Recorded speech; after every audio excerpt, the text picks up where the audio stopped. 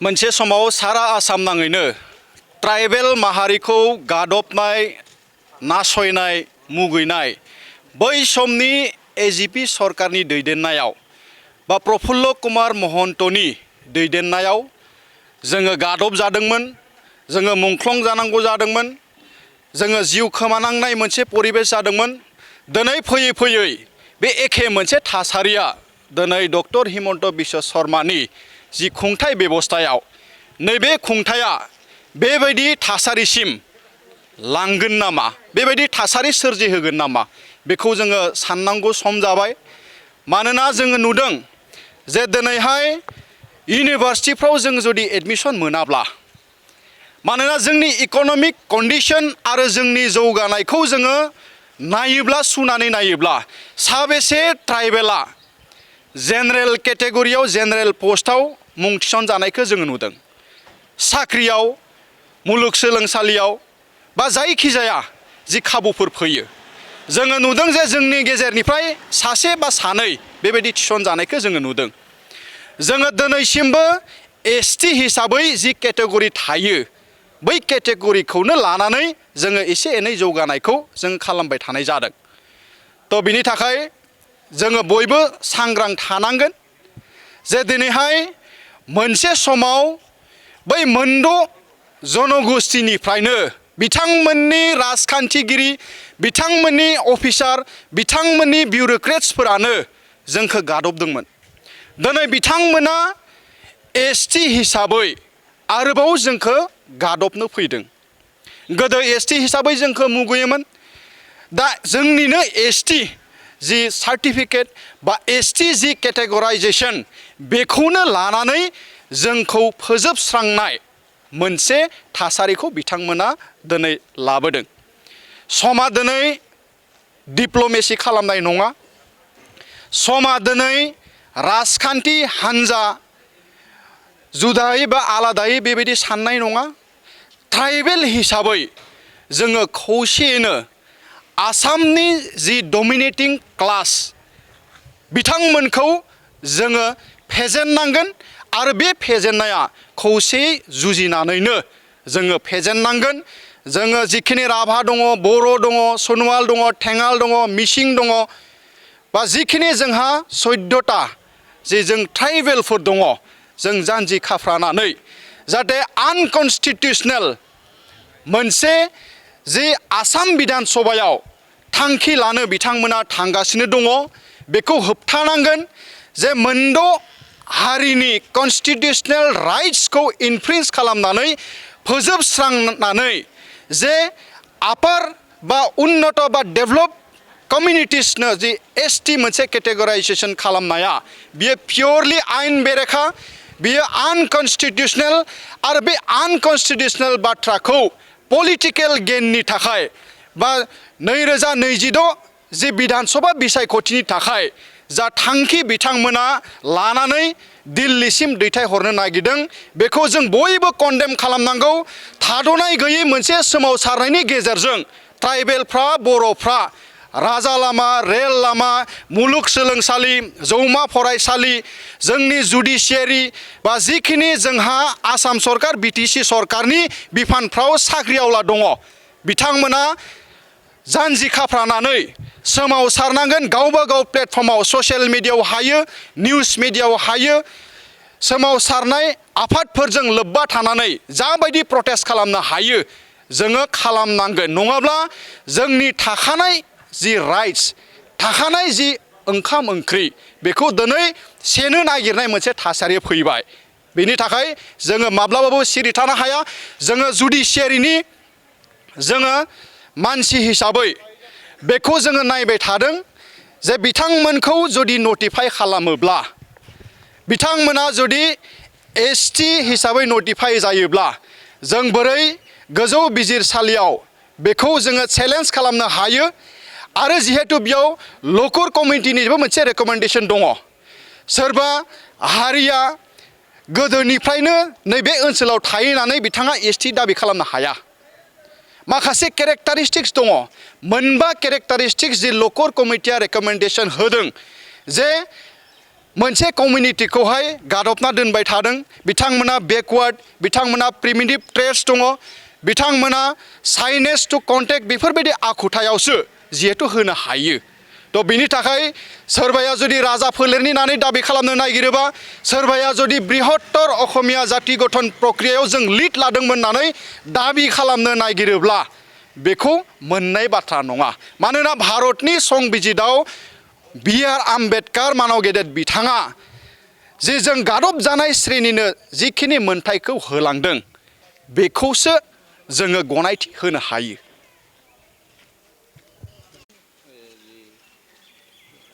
खालायनाय बा सरकारनि माखासे थांखि लानायनि सायाव हेंथा होनाय मोनसे थासारि सोमजिबाय थादों सार नोंथां हिसाबै बेनि सायाव मा बुंगोन आयेन हिसाबै बेसेबां गनायजाथाव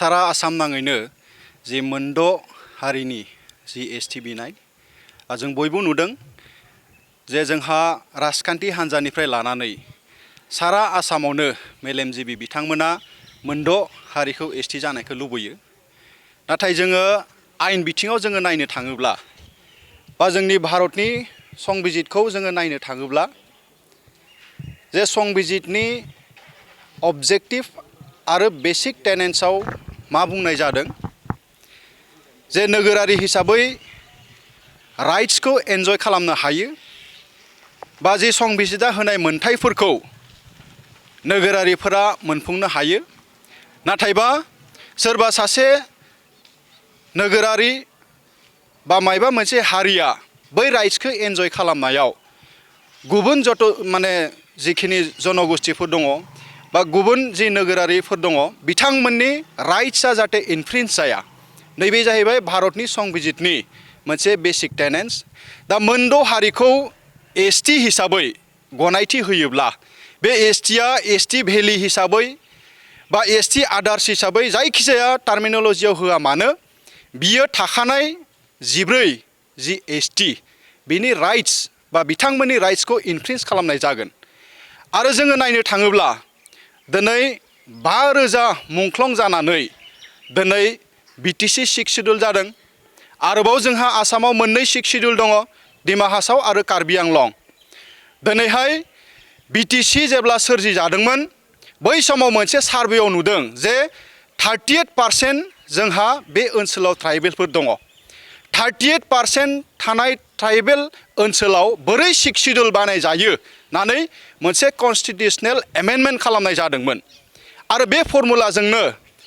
सारा भारताव गैयै मोनसे जारिमिनारि मोनसे डिसिसन जादों जे 6 शिड्युलाव नन ट्राइबेल बिथांमोननो राइट्स होनाय जादों संबिजिताव ओरैबायदि मोनसे संशोधनी खालामनाय जादों जे मोनबा जि बियाब एमसिएलए बियाब जेनेरेलफोरनि थाखाय नन एसटिफोरनि थाखाय रिजार्भ खालामनाय जादों आरोबाव भारतनि संबिजिताव 3B हिसाबै थिसनजानानै जोंनि 6 शिड्युला बिटिसि 6 शिड्युला जे बेयाव एक्जिस्टिं राइट्स अफ नन ट्राइबेल्स जे नन ट्राइबेलनि राइट्सआबो जे इनटेक्ट थागोन जोंनि 6 शिड्युलाव बेयो लिरनानै दोनजादों दा फैयै फैयै जों नुदों जे दिनै मोनद' हारिनो एसटि होयोब्ला दिनै आनडिभाइडेड गवालपारा डिस्ट्रिक्टआव जुदि कच राजबंसि बिथांमोननो जुदि एसटिपि केटेगरियाव होनाय जायोब्ला जे जोंनि चिरां आरो क'क्राझारनि जि एमसिएलए बियाब बैफोर बियाबावबो बिथांमोना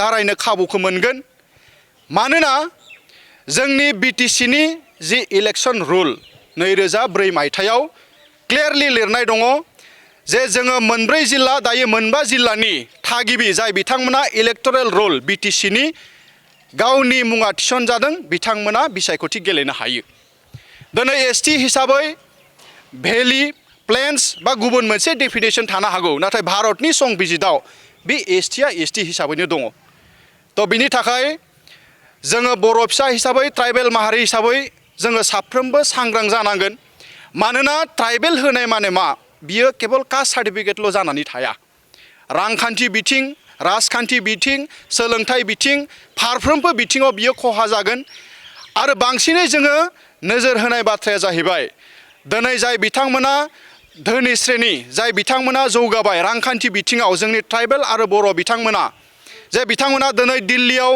गावनि गथ'फोरखौ माने फोरोंदों कचिं होदों मेडिकेल इन्जिनियारिं गुबुन गुबुन खाबुनि थाखाय बिथांमोना साखाफारा खालामदों। नाथाय अल इन्डिया लेभेलाव जुदि आहम राजबंशी बा मरान मटक सुतिया बिथांमोना जुदि अल इन्डिया लेभेलाव एसटि हिसाबै नटिफाइ जायोब्ला जे जोङो सम सम जाबायदि आइएएस अफिसार आइपिएस अफिसार मोनदोंमोन जोङो टटेलि बन्सित जानो थांगासिनो दङ। जाय बिथांमोना सानदों जे बेंक मेनेजार जागोन, bank officer, railway officer, medical engineering all India लेभेलाव जाखिनि साख्रि बाख्रि टटेल जोङो बन्सित जानो थांगासिनो दङ। थ' बे बाथ्राफोरखौ जोङो सांग्रां नोगोरारि हिसाबै जोङो नायनांगोन आरो धोनि श्रेणिनि जिखिनि जोंहा फरायसा लाइमोन जाखांफु लाइमोन बिथांमोन दङ बिथांमोननि इयुन बा बिथांमोननि भबिष्यतआ खोमसि लामायाव दिनै आगान सुरनायखौ जोङो नुनो मोनदों।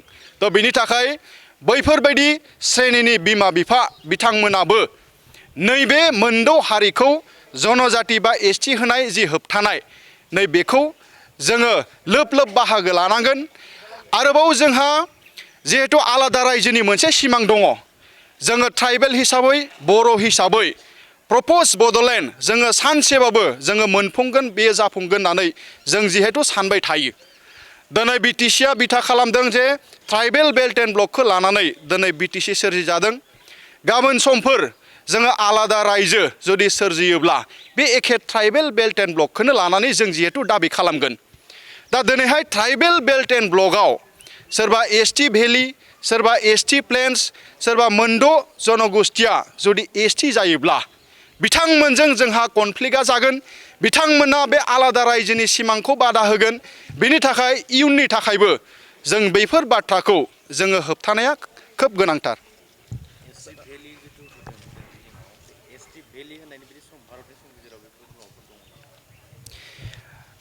दा आसाम नाङै बेबायदि मोनसे केटेगराइजेसन दङ, जेरै हिल्सनि थाखाय एसटि हिल्स बिथांमोननि थाखाय 5%, एसटि प्लेन्स जोंनि थाखाय 5%, आरो बे लेखायैनो जोंहा एससियाव 7% आरो जोंहा अबिसि हिसाबै 27% दङ। दिनैहाय सुप्रिम कर्टनि मोनसे जाजमेन्ट दङ, इन्दिरा सयनिनि मोनसे जाजमेन्ट, जे रिजार्भेसन जि पलिसि मोनसे स्टेटआव बियो 50%नि बारा जानो हाया। दिनै आसामनि रिजार्भेसन पलिसिया अलमस्ट 49.5%, माने अलमस्ट 50%। दिनै बिनि थाखाय सरकारा जुदि रिजार्भेसन होयोब्ला हयथ' एससिनिफ्रायनो पार्सेन्टेजखौ लानांगोन, हयथ' अबिसिनिफ्रायनो पार्सेन्टेजखौ लानांगोन, बा थाखानाय एसटि प्लेन्सआवनो जिहेतु सोनानै होनांगोन। थ' बे खोब मोनसे गिख्रंथाव मोनसे थासारि आरो गिख्रंथाव मोनसे डिसिसन जागोन।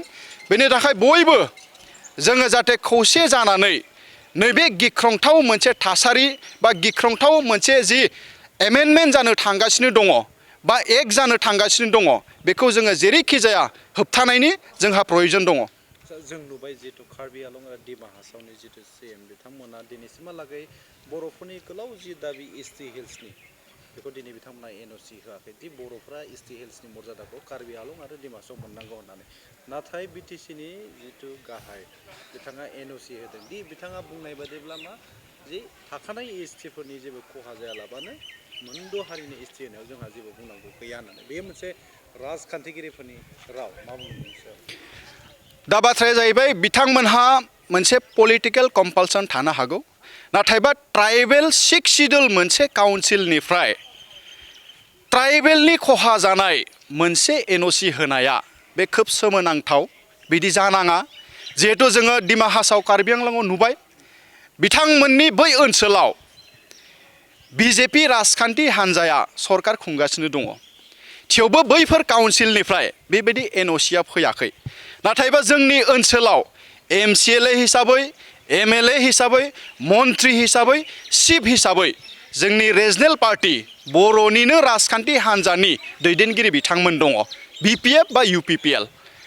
थ' बेनि थाखाय खौसे जानांगौ। जायफोर मेटार बा जायफोर इस्युआव राजखान्थिगिरिफ्रा आवाज होनो हाया, सामाजिक भाबे माहारियारि आफादफोरजों सावरायनानै जाहाथे जोंनि भइसखौ रेज खालामनायाव मोनसे खौसेथिनि गेजेरजों जाहाथे आवगायलांनो हायो, नैबे बाथ्राफोरखौ राजखान्थिगिरि बिथांमोनाबो साननांगौ। खायफाया बुंगासिनो दङ जितु नैबे फैबाय थानाय जि बिधान सभा बिसायख'थिनि मोनसे ललिपपसो होननानै। बे बाथ्राया थारब्ला मा जायो?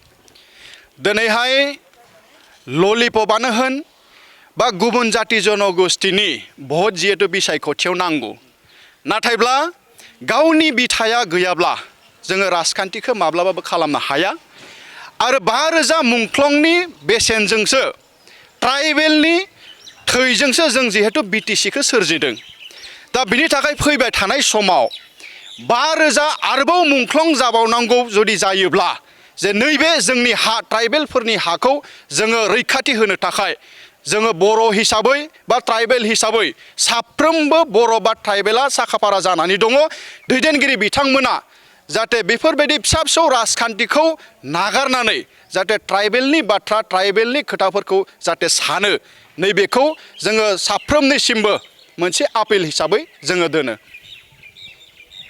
साबायखर।